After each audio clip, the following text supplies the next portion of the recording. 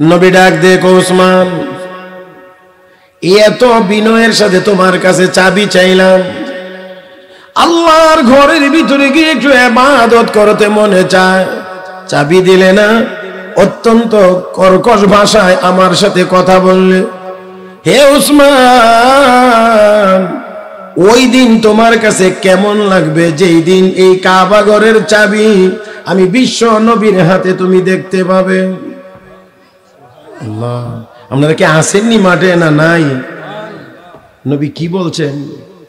কেমন লাগবে ওই দিন যেই দিন এই কাবা ঘরের চাবিটা আমার হাতে তুমি দেখতে পাবে, আর আমি যাকে ইচ্ছা তার হাতে আমি চাবি অর্পণ করব। ওই দিন তোমার কাছে কেমন লাগবে?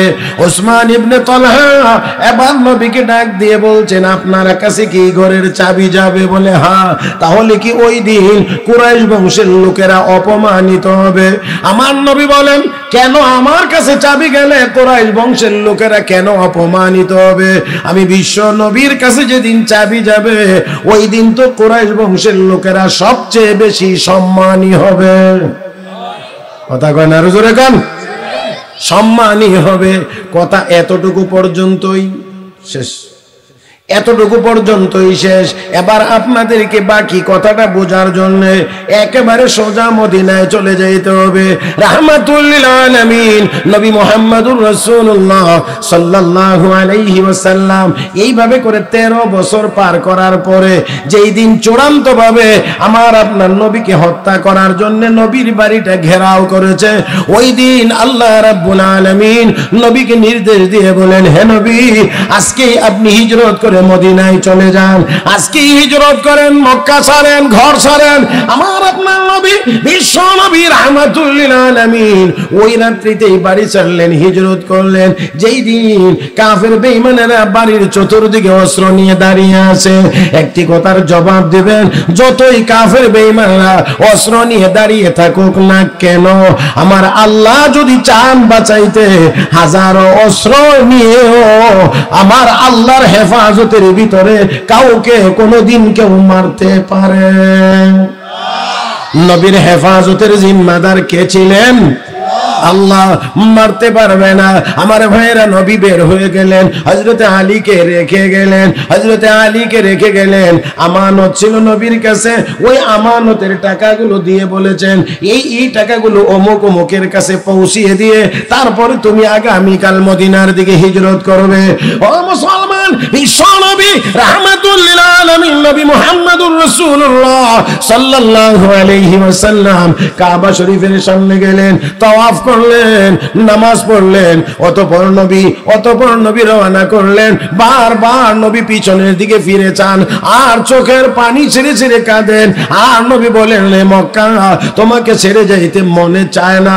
হে মক্কা, তোমাকে ছেড়ে যাইতে মনে চায় না, কিন্তু তোমার বাসিন্দারা আমাকে থাকতে দিল না। হে মুসলমান, অবশ্যই আমরা সবাই জানি এই পৃথিবীর মধ্যে সবচেয়ে দামি জায়গার নাম মক্কা। আরো আস্তে।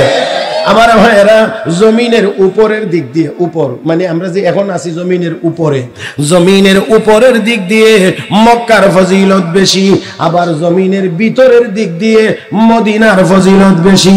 কারণ হলো জমিনের উপরে আল্লাহর ঘর বাইতুল্লাহ, এটা মক্কায় অবস্থিত, আর জমিনের ভিতরে রাহমাতুল লিল আলামিন শুয়ে আছেন মদিনার জমিনে।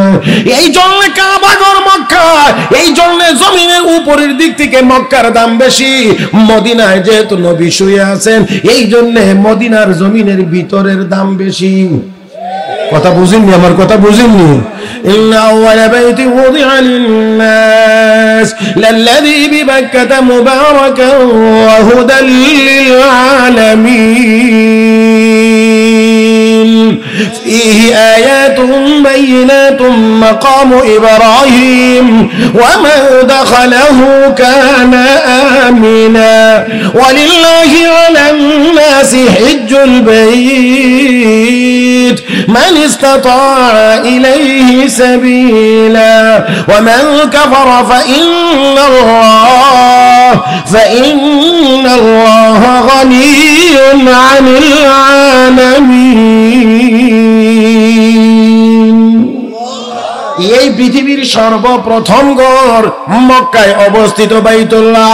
ও মুসলমান, রহমতের নবী চোখের পানি ছেড়ে কাঁদেন আর বলেন, রে মক্কা, তোকে ছেড়ে যাইতে আমার মনে চায় না, কিন্তু তোর বাসিন্দারা আমাকে থাকতে দিল না, এই জন্য আল্লাহর নির্দেশে আমি মক্কা ছেড়ে চলে যাচ্ছি। সিদ্দিক আকবরকে সাথে নিয়ে আল্লাহ নবী মদিনার দিকে রওনা করলেন।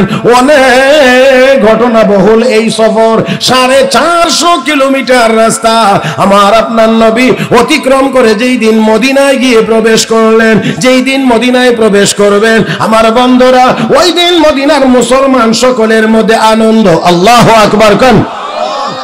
আমার ভাইয়েরা নবীকে পাইয়া আনন্দিত, মদিনার সর্বস্তরের মানুষ, পুরুষ মহিলা, আবার বৃদ্ধ বনিতা সবাই আনন্দিত। আমার ভাইয়েরা, আমার বন্ধুরা, ছোট ছোট বাচ্চাগুলো পর্যন্ত আনন্দিত। আমার আপনার নবী, বিশ্ব নবীকে বরণ করে নেওয়ার জন্য সবাই এগিয়ে এসেছে। ছোট ছোট বাচ্চাগুলো আমার নবীর শানে কবিতা পড়ে, তলা আল বাদরু আলাইনা মিন সানিয়াতিল বিদাই ওয়াজাবা শুকরু আলাইনা আমাদের উপর পূর্ণিমার চাঁদ উদয় হয়েছে। আল্লাহু আকবার। আর একটু জোরে বললে ভালো হয় না? নবীর আগমনে মদিনার বাচ্চাগুলো পর্যন্ত আমাদের উপরে পূর্ণিমার চাঁদ উদয় হয়েছে, তারা এত আনন্দিত। কিন্তু দুর্ভাগ্য আমাদের যে আমরা এই বাংলাদেশে এমন কবিও পাই, যে কবি আজানের শব্দগুলোকে বিভিন্ন খারাপ জিনিসের সাথে তুলনা করে। আমি এখানে এই ছোট ছোটদের সামনে উচ্চারণও আমি করতে রাজি না। আজানের শব্দগুলোকে ওই খারাপ জায়গার সাথে তুলনা করে এমন কবিও জন্মগ্রহণ করে।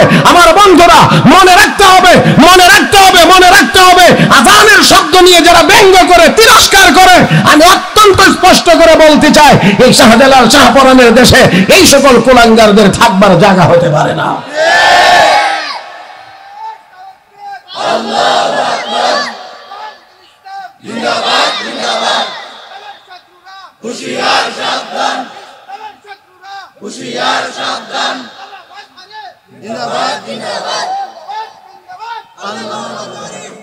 মাশাআল্লাহ, এই মরা আওয়াজের এই স্লোগানের দরকার হয়নি। স্লোগান যদি স্লোগানের মতো না হয়, তাহলে এটার দরকারটা কি? আমার ভাইয়েরা, এতগুলো মানুষ আল্লাহু আকবার বলছেন, বোঝা যায় আপনার বাপ সাবে যে 2-4 মাসের ভিতরে কোনো খানিও নিয়ে হয়েছে না। এইরকম ভূতা শ্রোতা নিয়ে আমার পক্ষে ওয়াজ করা অনেকটা কঠিন। এই জন্য আমার অনুরোধ থাকবে, আল্লাহু আকবার বলতে কারো কোনো আপত্তি আছে নাকি? না, নাটাও তো যে বলছেন, এটাও যেন জোর করে বলছেন আর কি। আবারও বলছি, আল্লাহু আকবার বলতে কোনো আপত্তি আছে? তাহলে আমার ভাইয়েরা, আমি আগেই বলছিলাম, জমিন কার, আসমান কার, আমরা কার? তাহলে সব আল্লাহর। আল্লাহর জমিনে আল্লাহর নামের স্লোগান হবে, আস্তে না জোরে? রেডি রেডি রেডি বলতে পারবেন সবাই?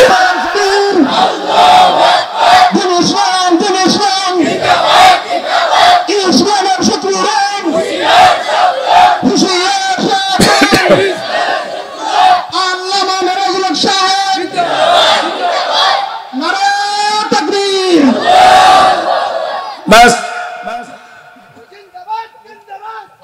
বাস বাস বাস, আমার দিক। জি, দয়া করে কেউ হাসবেন না। এটা কোরআন ও হাদিসের মজলিস, উলামায়ে কেরামের মজলিস। এখানে অবশ্যই আমরা সর্বোচ্চ আদব বজায় রাখার চেষ্টা করব। মুহতারাম হাজিরিন, আদবের পরিমাণ যত বেশি হবে, মাহফিলের দ্বারা, উলামায়ে কেরামের বয়ানের দ্বারা আমরা তত বেশি উপকৃত হতে পারবো। আজকে মাহফিলে যাই, আমাদের আদব কায়দার যথেষ্ট অভাব থাকে, ঘাটতি থাকে।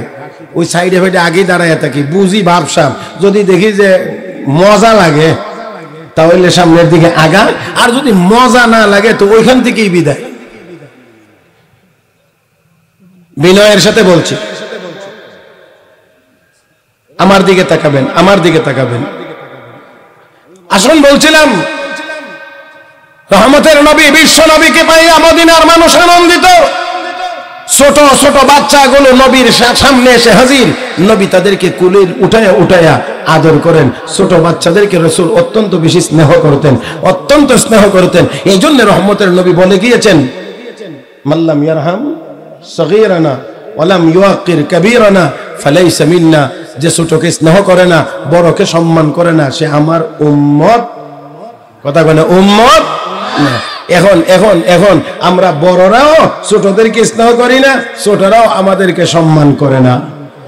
বলে কি আমরা কি ছোটদেরকে স্নেহ করি না? হ্যাঁ, আপনার স্নেহ করার, একজনকে স্নেহ করার নমুনাটা কি? বাচ্চার বয়স 2 বছর হয় নাই এখনো, কথার কথা বলছি, 2 বছর এখনো হয় নাই। এই বাচ্চাকে যদি আপনি খুব উন্নত মানের পোলাও ভাত টিপে তারে খাওয়ান, মুরগের রোস্ট গোস্তটা একেবারে দেশি মুরগেরটা যদি তারে জোরে জোরে জোর করে করে খাওয়ান, আর বলেন যে আমি তাকে স্নেহ করতেছি, আমি তাকে আদর করি, এই জন্য পোলাও খাওয়াইতেছি, আপনারা কি বলবেন? যে এটা আসলে তাকে আদর হইতেছে, স্নেহ হইতেছে? হ্যাঁ, খাওয়াইতেছেন তো ভালো ভালো, তাহলে স্নেহ কেন হবে না? আমার বন্ধুরা মনে রাখতে হবে, এই মুহূর্তে তার এটা উপযোগী খাবার না। এই মুহূর্তে তাকে কোরমা পোলাও জোর করে খাওয়ানো মানে হলো তাকে অসুস্থতার দিকে, মৃত্যুর দিকে ঠেলে দেওয়া। এখানে তার উপযোগী খাবার দিতে পারার নামই হলো তাকে স্নেহ করা। আমার বন্ধুরা, ছোট বয়সে আমরা আমাদের বাচ্চাদেরকে আদব শিক্ষা দেওয়াটাই হলো তাকে সবচেয়ে বড় স্নেহ করা। কিন্তু আমরা সেই কাম রাজি না। আস্তে আস্তে নিজেরাই আমরা মিথ্যা বলতে অভ্যস্ত করি। এই জন্য আমি একটা কথা প্রায় বলে থাকি, ভদ্রলোক জুমার দিন নামাজ পড়ে ঘরের ভিতরে এসে খাওয়া দাওয়া করে, টেলিভিশন দেখবার জন্য বসছে। সিনেমা চলছে, চলতে চলতে একেবারে এমন একটা জায়গাতে গেছে, একটা কঠিন জায়গা। এমন সময় কে জানি দরজা এসে নক করছে। মুরব্বী সাহেব বাড়িতে আছেন, মাতবর সাহেব, মুতল্লি সাহেব, অমুক সাহেব, তমুক সাহেব বাড়িতে আছেন। এখন দেখে এই মুহূর্তে যদি উঠে যায়, তাহলে সিনেমার যে অংশটা কাজা হবে এটা তো আর আজকে পাওয়া যাবে না। এই জন্য ছোট বাচ্চাকে কাছে এনে ইশারা দিয়ে এনে কানে কানে বলে দেয়, গিয়ে বলো আব্বু বাড়িতে নাই। তো সে গেছে দরজা, আগন্তুক লোকটি জিজ্ঞেস করে তোমার আব্বু কোথায়? আব্বু বলছেন আব্বু বাড়িতে নাই।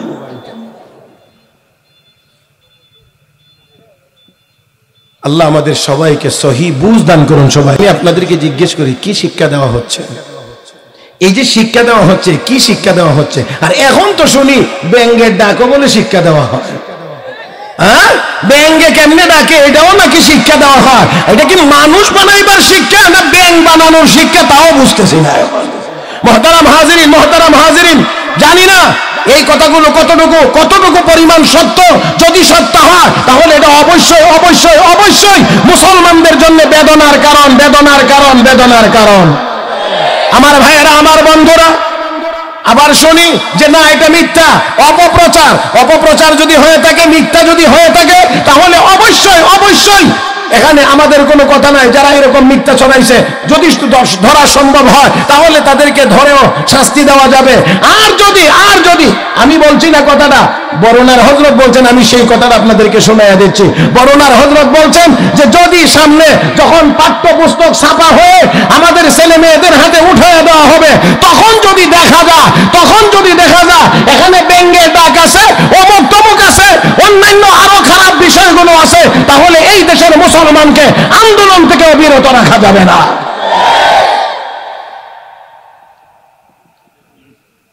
আমার ভাইয়েরা, যাক, আমার মনে হয় আমি আর একটু দ্রুত সামনের দিকে আগাইতে হবে। সময় আমার কথার চেয়ে সময় আগে চলে, সব সময় ঘড়ির কাঁটা আমাকে ওভারটেক করে ফেলে। বিশ্বনবী রাহমাতুল্লিল আলামিনকে পাইয়া আনন্দিত নবী ছোটদেরকে আদর করে কোলে নেন। একজনকে কোলে নিলে আরেকজন উঠার জন্য ছটফট করে, তো নবী আগের জনকে নামান, পরের জনকে উঠান। এইভাবে করে উঠা নামা চলছে, আদর চলছে, স্নেহ চলছে। এমন সময় বিশ্বনবীর চোখ দিয়ে পানি ঝরনার মতো ছুটে চলেছে, কারণ মনে হয়ে গেছে মক্কার জীবনের নির্যাতনের কথা, যেখানে বয়স্করাও নির্যাতন করেছে, যেখানে ছোটরাও নির্যাতন করেছে। আমার বন্ধুরা, রাসূলের রাস্তায় কাঁটা দিয়ে রাখা হয়েছে। ছোট ছোটরাও নবীকে দেখলে পাগল পাগল বলেছে, পাথর নিক্ষেপ করেছে। আল্লাহর নবীর সেই দৃশ্যের কথা মনে পড়ে গেলে চোখের পানি ছুটে চলেছে। আমার ভাইরা, আমার বন্ধুরা, রহমতের নবী এবার ওই বাচ্চাদেরকে ডেকে বলেন, রে মদিনার বাচ্চারা, মদিনার সন্তানেরা, তোরাও কি একদিন আমাকে এই পাগল পাগল বলে তাড়া করবে? তোরাও কি একদিন আমার রাস্তায় কাটা দিয়ে রাখবে? তোরাও কি একদিন আমাকে মদিনা থেকে বের করে দিবে? রাহমাতুল লিল আলামিনের কথা শুনে মদিনার ওই ছোট ছোট অবুঝ বাচ্চাগুলো বলতে শুরু করেছেন, ইয়া রাসূলুল্লাহ, ইয়া হাবিবাল্লাহ, না না না, আমরা আপনাকে দাওয়াত করে এনেছি, সম্মান করে এনেছি, আপনার সম্মান ঠিক রাখবো। আপনার সম্মান ঠিক রাখতে গিয়ে যদি আমাদের জীবন দেওয়ার দরকার হয়, নবী গো, নবী গো, আমরা জীবন দেব, কিন্তু আপনার ইজ্জত নষ্ট হতে দেওয়া হবে না। আমার ভাইরা, আমার বন্ধুরা, আল্লাহর হাবিব রাহমাতুল লিল আলামিন মদিনায় গেলেন। মক্কা থেকে নবী রাতের অন্ধকারে আল্লাহর নির্দেশে হিজরত করে মদিনায় গেলেন। মদিনায় যাওয়া মাত্রই আমার আপনার নবীকে মহান আল্লাহ ছোট্ট একটি দেশের রাষ্ট্রপ্রধান বানায়া দিয়েছেন। নবীজি ওই মদিনায় ছিলেন, কিন্তু তারপরেও মক্কার কাফের বেঈমানেরা আমার আপনার নবীকে আরামে নিরাপদে শান্তিতে থাকতে দিতে চায় না। একের পর এক যুদ্ধ চলছে চলছে চলছে। ও মুসলমান, আল্লাহর নবী এইভাবে করে আরো 7 বছর অতিক্রম করার পরে 8 নম্বর বছরে আমার আপনার নবী 10,000 সৈনিক নিয়ে মক্কায় অভিযান চালাইলেন। মক্কায় অভিযান চালাইলেন। আমার ভাইরা, বিশ্ব নবী রাহমাতুল লিল আলামিন 10,000 সৈনিক নিয়ে মক্কায় আসলেন। আমার বন্ধুরা, এক প্রকার বিনা যুদ্ধে আল্লাহর হাবিব মক্কা বিজয় করলেন। কাফের বেঈমানরা পরাজিত হয়েছে। মহান আল্লাহ বিজয়ের মালা আমার আপনার নবীর গলায় পরিধান করায়া দিয়েছেন। এবারে আসেন, আপনাদেরকে নিয়ে যাই একেবারে আসল জায়গায়। বন্ধুরা, নবী মদিনায় গেলেন, 7 বছর অতিক্রম করে 8 নম্বর বছরে নবী মদিনা মক্কায় আবার বিজয়ী হয়ে প্রবেশ করলেন। আমার বন্ধুরা, রাহমাতুল লিল আলামিন বিজয়ী, কাফের বেঈমানরা পরাজিত। আর এমন একটি সময়ে মক্কার কাফের বেঈমানেরা, বিশেষ করে লিডার শ্রেণী যারা, তারা থরথর করে কাঁপতে আছে। আমরা যে নির্যাতন মুহাম্মদকে করেছি, আজকে তো মুহাম্মদ বিজয়ী, আমরা পরাজিত। না জানি আজকে আমাদের সাথে কেমন ব্যবহার হয়, না জানি আমাদের সাথে কি আচরণ হয়। ওই মক্কার কাফের বেঈমানেরা ভয়ে কাঁপতেছিল। বিশ্বনবী রাহমাতুল লিল আলামিন তাদেরকে গিয়ে জিজ্ঞেস করলেন, ও মক্কার কাফের বেঈমানেরা, ও নেতারা, লিডারেরা, আজকে তোমরা আমার কাছ থেকে কেমন ব্যবহার আশা করো? ও মুসলমান, খেয়াল করি আমরা, জিজ্ঞেস করে কেমন ব্যবহার আশা করো? মক্কার কাফের বেঈমানেরা কয়, ও মুহাম্মদ, একজন ভদ্র বাবার ভদ্র সন্তানের ভদ্র আচরণ আজকে তোমার কাছ থেকে আমরা আশা করি। যেমন ইউসুফ আলাইহিস সালামের ভাইরা নির্যাতিত হয়েও, ইউসুফ আলাইহিস সালাম নির্যাতিত হয়েও জালেম ভাইদেরকে ক্ষমা করে দিয়েছিলেন, যেমন সুন্দর ব্যবহার করেছিলেন, আজকে আমরাও তোমার কাছ থেকে এমন ব্যবহার আশা করি। আল্লাহর হাবিব বললেন, আমার ভাই ইউসুফ যদি মাজলুম হইয়া জালেমদেরকে ক্ষমা করে দিতে পারে, তাহলে আমি বিশ্ব নবীও পারি। আল্লাহর নবী হাতে গোনা কয়েকজন কাফের বেঈমানকে বাদ দিয়ে আমার নবী ঘোষণা দিলেন, মক্কার কাফের বেঈমানেরা, আমি প্রতিশোধ নেওয়ার জন্য দুনিয়াতে আগমন করি নাই, প্রতিশোধের শিক্ষা নিয়ে আমি আসি নাই। এ মক্কার মানুষ, আমি বিশ্ব নবী ক্ষমার আদর্শ নিয়ে এসেছি, ক্ষমা করে দেওয়ার আদর্শ নিয়ে এসেছি। অতএব ব্যক্তিগতভাবে আমি হামলার কোনো প্রতিশোধ নিলাম না। মক্কার লোকেরা, নিঃশর্তভাবে আমি সবাইকে মাফ করে দিলাম। আল্লাহ চিহ্নিত কয়েকজন মাত্র কাফেরকে বাদ দিয়ে সবাইকে নবী ক্ষমা করে দিলেন। আমার ভাইরা, আমার বন্ধুরা, সব অন্যান্য কাজকর্ম শেষ করে এবার আমার আপনার নবী, রহমতের নবী, এবার গেলেন কাবা ঘরে। কাবা ঘরে আপনাদের কি চাবির কথা মনে আছে না ভুলে গেছেন? এবার নবী গেলেন কাবা ঘরে, চাবি নেবেন, চাবি নিয়ে তো ভিতরে ঢুকবেন। চাবি তখনও ওসমান ইবনে তলহার হাতে আছে। ওই যার কাছে নবী চাবি চেয়েছিলেন আজকে পর্যন্ত তার কাছেই চাবি আছে। আল্লাহ নবী এবার কাবা ঘরে প্রবেশ করবেন। বিশ্ব নবী রাহমাতুল লিল আলামিন নবী মুহাম্মদুর রাসূলুল্লাহ সাল্লাল্লাহু আলাইহি ওয়াসাল্লাম গিয়ে বললেন, হে ওসমান চাবি দাও। আল্লাহ, আসেননি আপনারা? ওসমান চাবি দাও, ওসমান চাবি দেয় না। আবার নবী বললেন ওসমান চাবি দাও, দেয় না। একবার নয়, ওসমান ভয়ে চলে গেছে কাবার ছাদের উপরে। হযরত আলী কাররামাল্লাহু ওয়াজহু ডাক দিয়ে কয়, এই নিচে আয় নাকি আমি আসবো? কথা বুঝেন না? হযরত আলী তো গরম তেজস্বী। হযরত আলী বলেন আয় নাকি আমি আসবো? আমার ভাইয়েরা, ওসমান ইবনে তলহাকে নবী আবার বলছেন, ও ওসমান চাবি দাও। তৃতীয়বারে ওসমান নবীজির হাতে এবার কাবা ঘরের চাবি দেন, আর বলতে আছেন, ও মুহাম্মদ জোরে কোন সাল্লাল্লাহু আলাইহি ওয়াসাল্লাম, ও মুহাম্মদ আল্লাহর ঘরের চাবি তোমার কাছে আমানত দিলাম, আমানত। বিশ্ব নবী রাহমাতুল লিল আলামিন চাবি নিলেন, অতঃপর গিয়ে তালা খুললেন, কাবা ঘরের ভিতরে প্রবেশ করলেন। নবী তখনও গিয়ে দেখেন আল্লাহর ঘরের ভিতরে আরো মাবুদের অভাব নাই। বুঝেন নাই মনে হয় আপনারা? আরো মাবুদ আছে, তবে আসল না নকল? কথা কয় না রে, আসল না নকল? মানে মূর্তির অভাব নাই। আমার নবী আবার ওই মূর্তিগুলো ভাঙবেন, নবী হাতে লাঠি নিলেন। আমার ভাইয়েরা, আমার বন্ধুরা, রাহমাতুল লিল আলামিন তিলাওয়াত করেন, জাআল হক ওয়া যাহাকাল বাতিল ইন্নাল বাতিলা কানা যাহুকা। আমার ভাইয়েরা, নবী আয়াত তিলাওয়াত করেন আর লাঠি দিয়ে আঘাত করে করে মূর্তিগুলোকে ভাঙেন। এক পর্যায়ে সবগুলো ভাঙা শেষ। আল্লাহর ঘর এবার তিনি সম্পূর্ণরূপে পবিত্র করলেন। আমার ভাইয়েরা, সম্পূর্ণরূপে পবিত্র করলেন।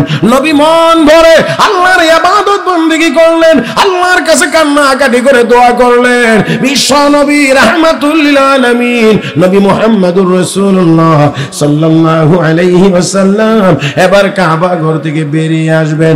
দরজা আটকে দেওয়া হয়েছে, আমার ভাইয়েরা, তালা বন্ধ করে দেওয়া হয়েছে। নবীজির হাতে চাবি। এবার এই চাবি নিয়ে বড় সমস্যা দেখা দিয়েছে। হযরত আব্বাস রাদিয়াল্লাহু তাআলা আনহু রাসূলের চাচা গিয়ে বলেন, ইয়া রাসূলুল্লাহ, ইয়া হাবিবাল্লাহ, আগে থেকেই আমরা কাবা ঘরের অনেক খেদমত আঞ্জাম দিয়ে আসছি। ওগো নবী, আজকে আমার কাছে চাবিটা দেন, এখন থেকে এই কাবা ঘরের এই খেদমতটা আমি করতে চাই।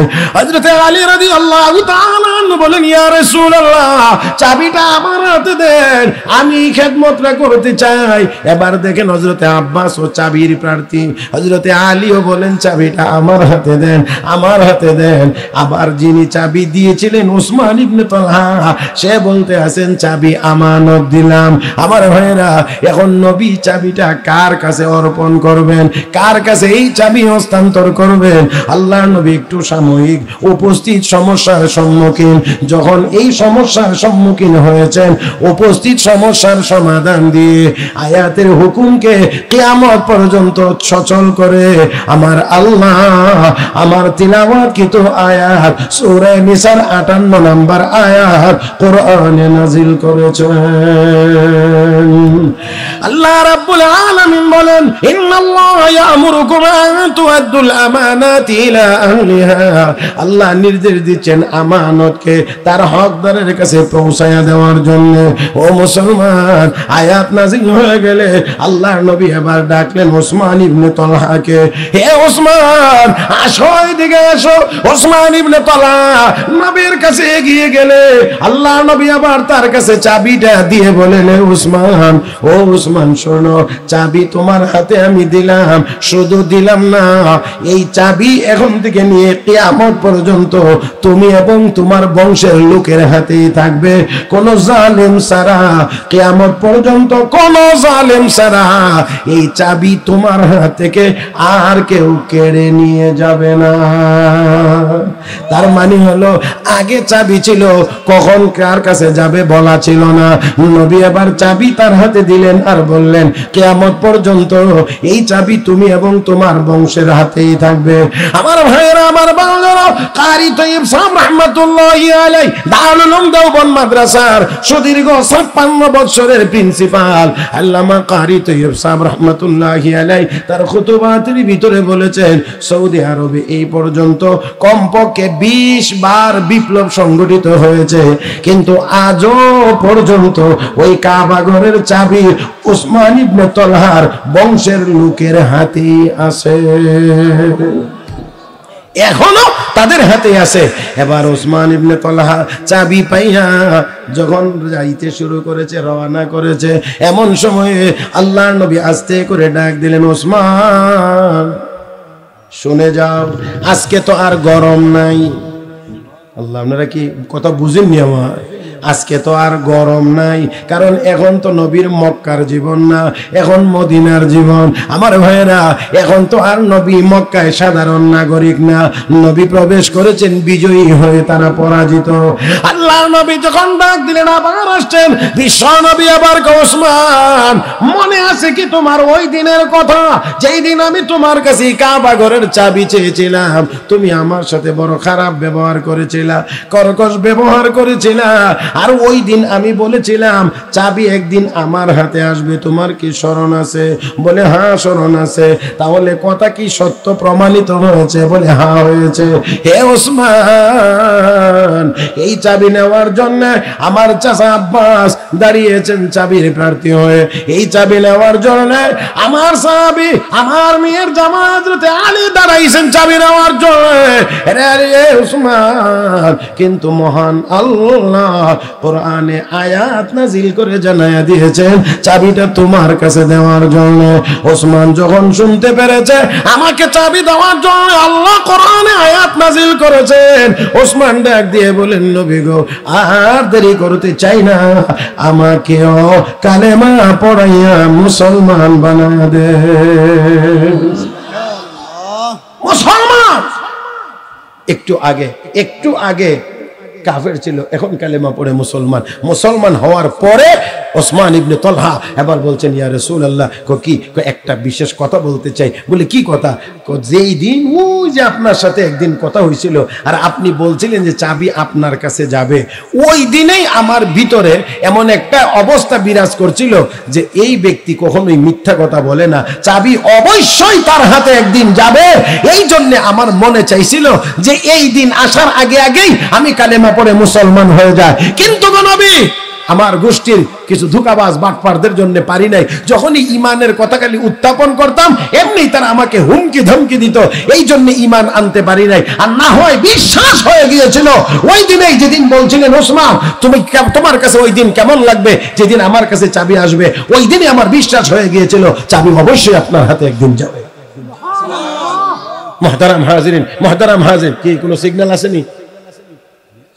জি নিয়ে আসতেছে, মাশাআল্লাহ। আচ্ছা যাক, আসা পর্যন্ত তো চলবে অবশ্যই, হ্যাঁ। আর নিয়ে আসতে কতক্ষণ লাগে এটা কিন্তু ব্যবহার আছে।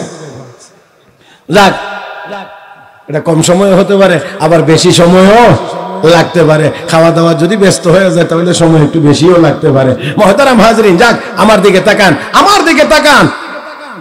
তো রাসূল বলেছেন চাবি আমার হাতে একদিন আসবে। সাহাবী এখন মুসলমান হওয়ার পরে এখন বলতেছেন, ইয়া রাসূলুল্লাহ, বিশ্বাস আমার হয়ে গিয়েছিল ওই দিনেই, মনে চাইছিল ওই দিনেই কালেমা পড়ে মুসলমান হয়ে যায়, কিন্তু পারছিলাম না অন্য কারণে। আমার ভাইয়েরা, আমার বন্ধুরা, কাফের বেঈমানেরাও ভালো করে বিশ্বাস করতো যে মুহাম্মদ মিথ্যা কথা বলেন। সবাই আওয়াজ করে বলেন, মিথ্যা কথা বলেন। তাহলে আমার নবী মিথ্যা বলেন নাই, মিথ্যা শিক্ষা দেন না। মুহতারাম হাজরিন, আর এখন আমরা মিথ্যার সাগরের উপরে ভাসতে আছি। মিথ্যা না বললে সকালের নাস্তা হজম হয় না, মিথ্যা না বললে দুপুরের ভাত হজম হয় না, মিথ্যা না বললে রাতে যেন ভালো করে ঘুম আসে না। মুসলমানদের অবস্থা এখন এমন হয়ে গিয়েছে মুহতারাম হাজিরিন, মনে রাখতে হবে আমার আপনার নবী পাহাড়ের উপরে উঠে মক্কার মানুষকে যখন জমা করেছিলেন, সমবেত করেছিলেন পাহাড়ের নিচে, আর নবী ছিলেন উপরে। ওই দিন আমার নবী তাদেরকে জিজ্ঞেস করেছিলেন, বিগত দিনে আমাকে তোমরা কেমন দেখেছো? বিগত দিনে তোমরা আমাকে কেমন দেখেছো? সবাই একসাথে জবাব দিয়ে বলেছিল, জাররাবনাকা মিরারা ফালাম নাজিদকা ইল্লা সাদিকা, জাররাবনাকা মিরারা ফালাম নাজিদকা ইল্লা সাদিকা। ও মুহাম্মদ, বারবার তোমাকে আমরা যাচাই করেছি, বারবার পরীক্ষা করেছি, সব সময় আমরা তোমাকে সত্যবাদী পেয়েছি। কিবাদী আল্লাহ। কথাটা একেবারেই সহজ সরল, বলতে সেকেন্ডের সময়ও লাগে না, কিন্তু বর্তমান সময়ে সত্যবাদী মানুষ খুঁজে পাওয়া বড় কঠিন হয়ে গিয়েছে। আরো আসতে বলেন না। আর মোবাইল শরীফ বাইরিয়া কথা বলেন না, বুঝেন নাই? মোবাইল শরীফ বুঝেন না। আর এটা কিতাব শরীফ থেকে কম না, কারণ কোন কিতাব এত লম্বা টাইম কেউ মোতালা করে না, মোবাইল যতক্ষণ লম্বা টাইম মোতালা করে।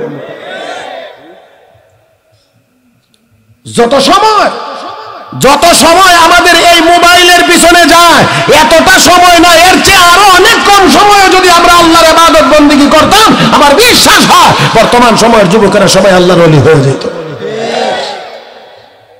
ঘন্টার পর ঘন্টা, তাও আবার একলা না, জামাতের সাথে।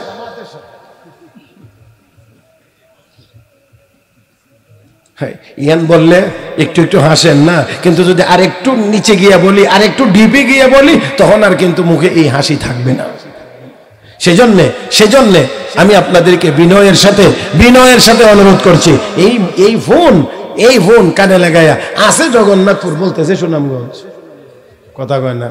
শুধু তা না, আমার মসজিদে একদিন এক লোক মসজিদ থেকে বের হয়ে যাওয়ার পথে গেটের কাছাকাছি কোত্থেকে ফোন আসছে, বেটা বলতে আছে, আমি তো এখন খুলনা। আমার মসজিদ হলো ঢাকা মুগদা, আর বেটা কয় কি এখানে খালি থেকে খুলনা। তখন মুয়াজ্জিন সাহেব ছিল আবার একটু এই দিক থেকে খুব বিয়া মানুষ, স্ট্রং। এই বেচারা নি শুনছে এই আওয়াজ, শুনে যাইতে একেবারে বেচারার কানের কাছে গিয়ে কয়, ভাই ভাইরন, এটা খুলনা না, এটা ঢাকার মুগদা।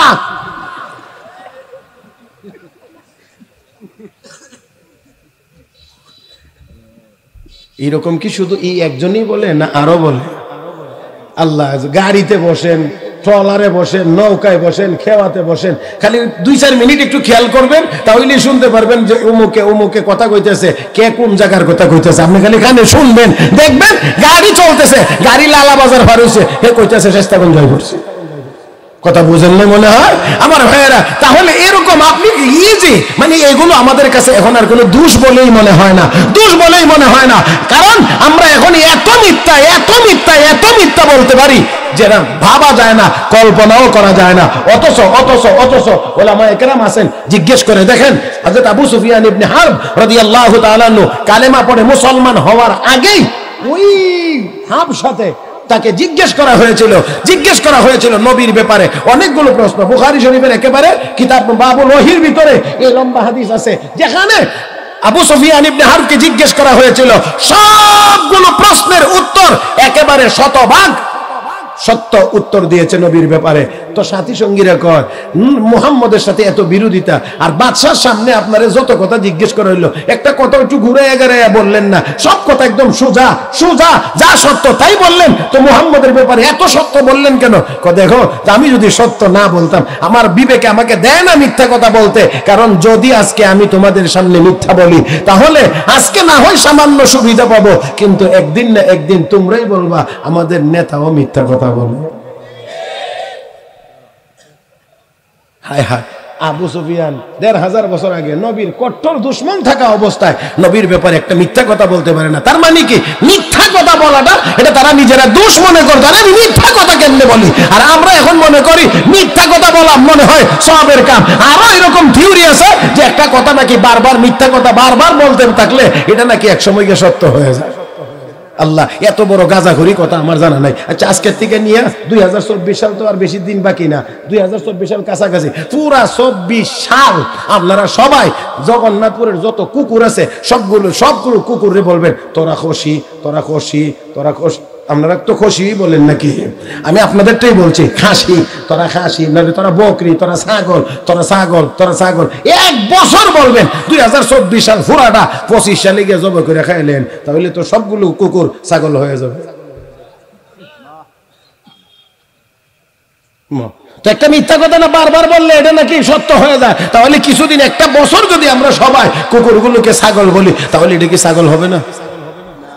মুহতারাম হাজিরিন, মনে রাখতে হবে, মনে রাখতে হবে, একটা মিথ্যা কথা বারবার বলার দ্বারা সত্য তো হয় না, বরঞ্চ একটা মিথ্যা কথা যদি কেউ কোনো জায়গাতে বলে, ওই মিথ্যাটাকে টিকানোর জন্য আরো 50টা জায়গাতে মিথ্যা কথা বলতে হবে। আল্লাহ আপনাদেরকে কেমন করে বলতে পারি, সাইয়েদানা হযরত আব্দুল কাদের জিলানী রাহমাতুল্লাহি আলাইহি, ওনার মা ওনাকে উচ্চ শিক্ষার জন্য বিদেশে পাঠাইবেন, বাণিজ্যিক কাফেলার সাথে উঠাইয়া দিয়েছেন, আর সাথে জামার বগলের নিচে সেলাই করে 80টা স্বর্ণ মুদ্রা দিয়েছেন। রাস্তার মধ্যে বাণিজ্যিক কাফেলার উপরে ডাকাত দলের হামলা, ছোট মানুষ তালিবুল ইলম দেখা যায়। এই জন্য আগের দিনের ডাকাতরাও তো মোটামুটি যথেষ্ট ভদ্র ছিল, ডাকাতি করলেও কিছুটা ভদ্র ছিল। আমি এক এলাকায় যাইতাম, অনেক আগের কথা, তো মাহফিলে গেলে ওই এলাকার ইমাম সাহেব একদিন বলতেছে, কো ভাই আপনাদের জন্য একটা সুখবর আছে। আমি কি সুখবর? সুখবর হইল আমার কাছে ওরা আইছিল, আমরা ওই রাস্তাটা দিয়ে যাইতে আইতে একটু ভয় থাকতো রাত্রে, তারা আমার কাছে আসছিল, কি বলছে? বলছে হুজুর আমনে বলে অনেক আলেম ওলামারের দাওয়াত দিয়ে আনেন এখানে ওয়াজ করানোর জন্য, তারা রাত্রে বেলা চলে যায়, আমরা তো আর আলেম ওলামার সবাইরে চিনি না, তো আমনে যারারে আনেন তারারে বলে দিয়েন এই জায়গাটাতে আইলে তারা যেন জোরে জোরে একটু দরুদ শরীফ পড়ে অথবা একটু জিকির আজকার করে, তাহলে আমরা বুঝবো যে এটা আমরা হুজুরের লোক, আমরা আর ব্রিজের নিচের থেকে উঠে উঠবো না। একটা সময় এমন গেছে, আর এখন তো ডাকাত কি আল্লাহ, এর চেয়ে যাদেরকে ভদ্র মনে করি এদের বেয়াদবি তো ওই আগের দিনের ডাকাতের চাইতে আরো বেশি।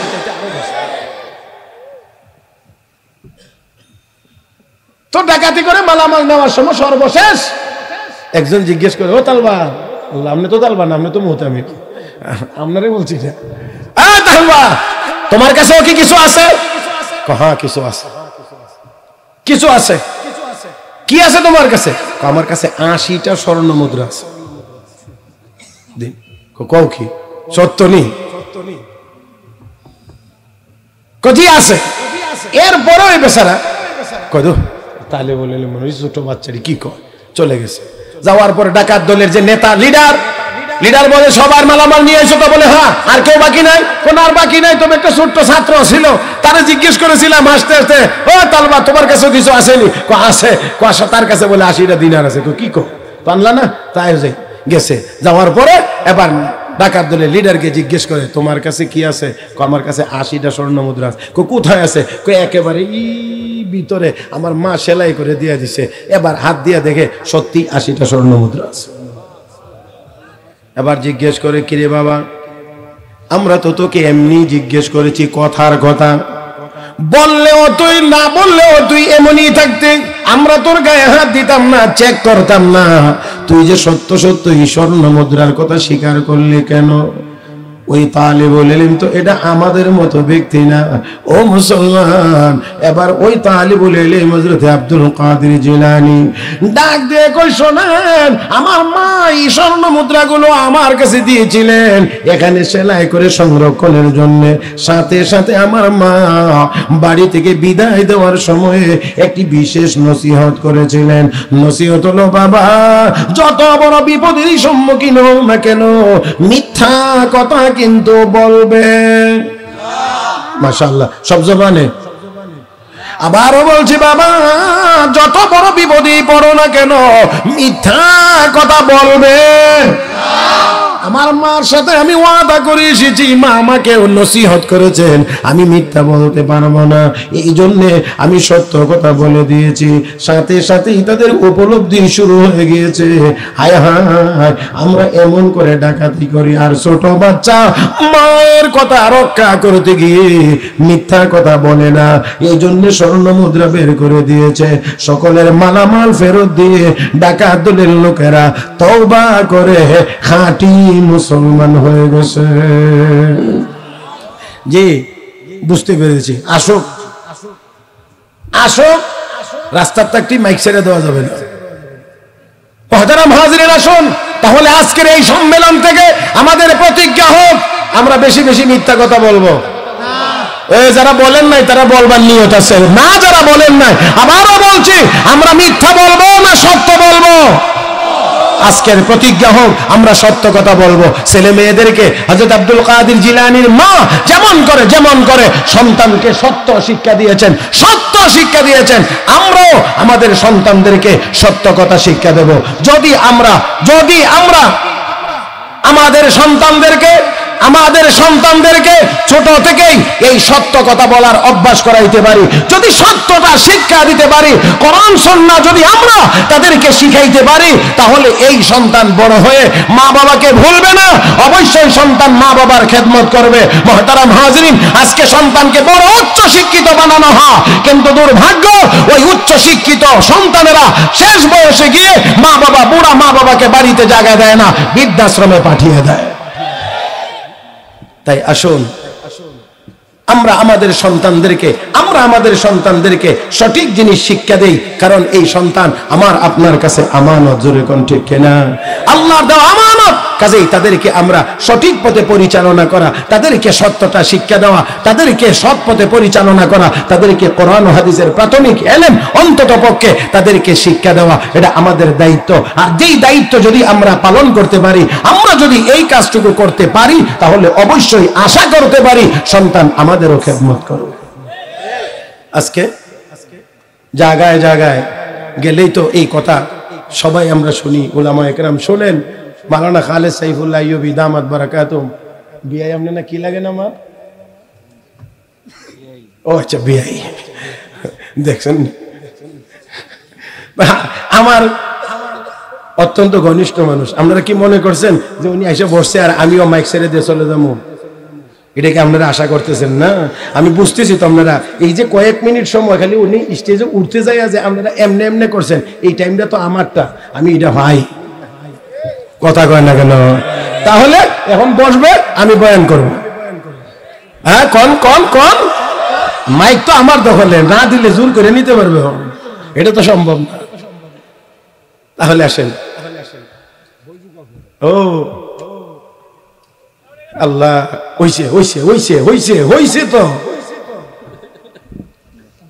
কি যে অবস্থা, আল্লাহ মাফ করুন।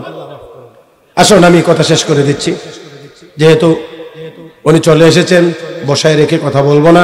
আমি শুধুমাত্র এতটুকুই কথা, আল্লাহ রাব্বুল আলামিন আমাদেরকে আমাদের সন্তানদেরকে যেন আমরা সঠিক মানুষ বানাইতে পারি, সঠিক শিক্ষা যেন দিতে পারি, আমরা যেন তাদেরকে সত্য শিখাইতে পারি। আজকে মিথ্যার ছয়লা, সেই জন্য আসুন ছেলে মেয়েকে আমরা সত্য কথা বলা আমরা শিক্ষা দেই, অভ্যস্ত করি, তাহলে অবশ্যই পরবর্তীতে আপনার সাথে আপনার ছেলে মিথ্যা বলবে না।